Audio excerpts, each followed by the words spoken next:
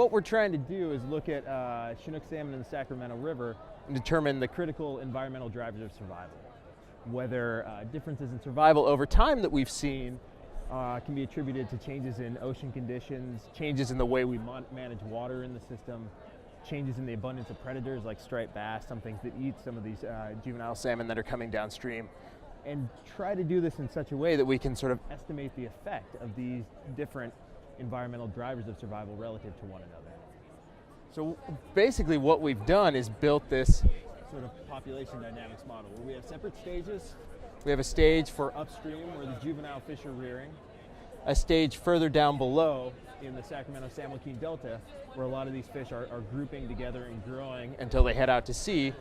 Some environmental covariates that are linked to the nearshore conditions, things like water temperature, nutrient upwelling, things like that, and then some larger ocean processes like I don't know if you've heard of the Pacific Decadal Oscillation, sort of large-scale patterns in ocean temperature and ocean pressure over time that lead to either good productivity or bad productivity in the area where these Chinook are rearing out at sea. Well, so for survival of fish between one stage and the next, we use a Beverton-Holt transition function, which basically, if you look at this, you can imagine this is the number of fish that are entering a particular stage. This is the number of fish that are coming out. So obviously, you can't have more coming out than are going in.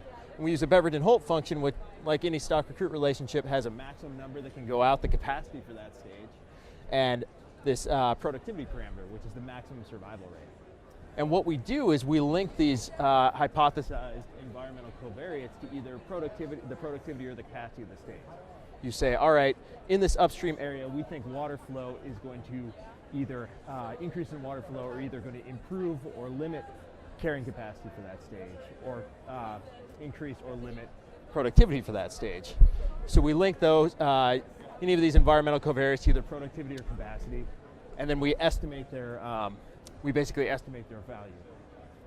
A coefficient describing the effect of each of those environmental covariates on either productivity or capacity in such a way that we can try to explain the majority of the variability in the spawning abundance data.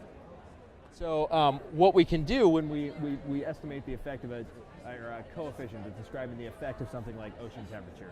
Is it positive, is it negative, is it larger or smaller relative to other ones? We can do that and we can include a particular set of those environmental factors, and we can calculate what's called the Akiiki information criteria, which is basically a value which asks the question, how well can you fit to the abundance data as compared to how many parameters do you actually have to estimate? And you want to try to estimate as few parameters as possible while still trying to explain the majority of the variability in abundance over time. So by sort of selecting from the set of potential hypotheses or potential environmental drivers of survival, you can fit the model, see what sort of AIC value you get, and then repeat the process, selecting different variables until you've sort of narrowed it down from all possible hypotheses down to just a few that maybe are the best set that can explain the most variability in abundance. Yeah, it's sort of grabbing one at a time. Does it allow you to fit to the data better or worse?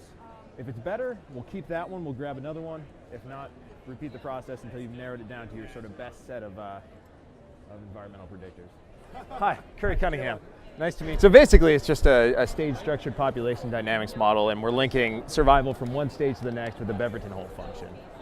And the two parameters of that, productivity and capacity, can be linked to environmental covariates, whether it's water flow, water temperature, nearshore or large-scale marine conditions and processes, water flow, abundance of predators, striped bass has been brought forward. So it's basically a hypothesis testing framework.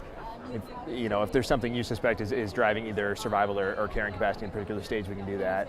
The other addition is to sort of look at interactions, as you were saying, amongst populations, and in particular for the spring run, fall run, potential interactions down in the Sacramento-San Joaquin Delta where they're sort of co-migrating and co-rearing.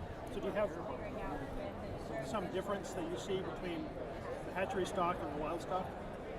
That's also been an interesting question. So getting our hands on complete hatchery release records is difficult in and of itself.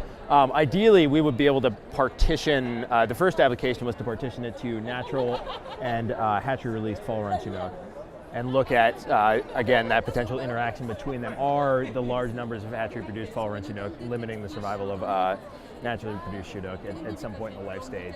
Or is there enough of a difference in either outmigration timing or sort of rearing location that you don't actually see an effect? Or is there really no capacity in some of these stages that would limit them? But yeah, so a couple of things that we've been trying to do are, one, as Noble said, there's a lot of flexibility in how we put these models together. So in a maximum likelihood framework, try to do some simulation testing and see what can we actually estimate when we specify coefficient values describing the effect of these environmental covariates, fit the estimation model and repeat that process. How well are we able to get back out what we put in? That important first step that often is overlooked in some of these modeling processes. How well can we estimate the sort of this interaction between two populations? And what is the effect of the observation uncertainty on that? And then the second step is how you actually go about model selection. We have all these potential hypotheses or covariates to include. Basically, we can use AIC as a criterion and step our way through, grabbing one variable at a time, comparing it to a null model, see if there's an improvement in AIC. If yes, keep it. If not, randomly sample from the remaining covariates and try that and see what we get at the end.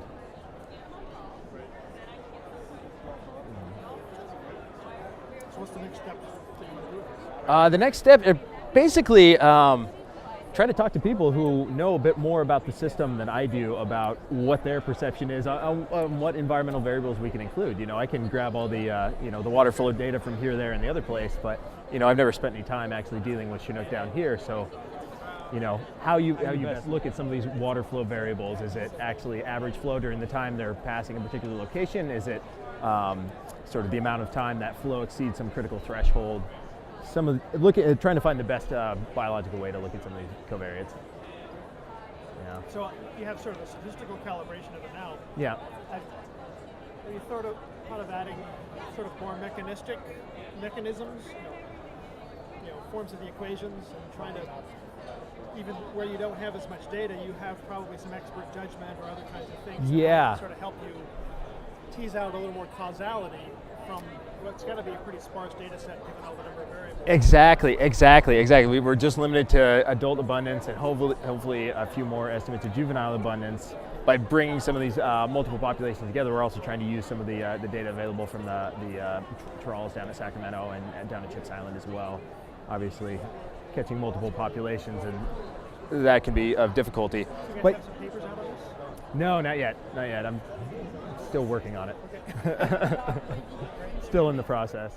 Some of the other application that we're using it for is sort of naturally produced fall run Chinook and hatchery reared fall run Chinook.